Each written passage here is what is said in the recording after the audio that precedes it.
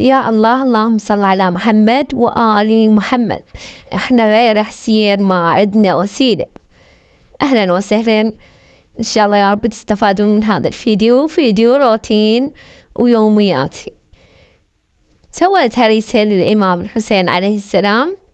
هنا جبت 3 كيلوات ونقعتهن ساعتين وبديت أطبخها.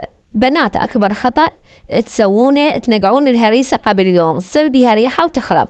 نقعوها ساعتين كلش كافي. هنا غسلتها زين، يعني فد بال10 مرات غسلتها لأن كلش وسخة.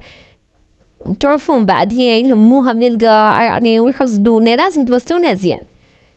وطبختها برا ساعتين، بلشت أطبخها واستوت وياي ما شاء الله يورهم. هاي أنا أول مرة أطبخ هريسة، بس يعني صديقاتي ولد الزيتنين قالن عاشتي ديش وطلعت طيبة الحمد لله وشكر.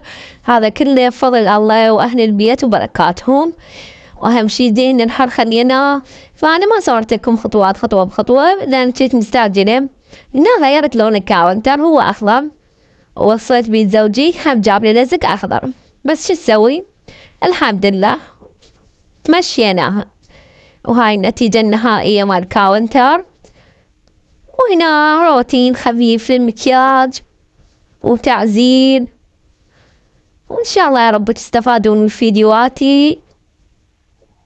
شاركوا الفيديو صديقاتكم وضغطوا لايك وتعليق حلو مثل وجهكم الحلو. وإن شاء الله يا رب الأيام الجاية نصور لكم فيديوهات أكثر وأكثر. لا تنسون بنات غرفتكم لازم يومية تنظيف، خاصة هي ما يريد ماي.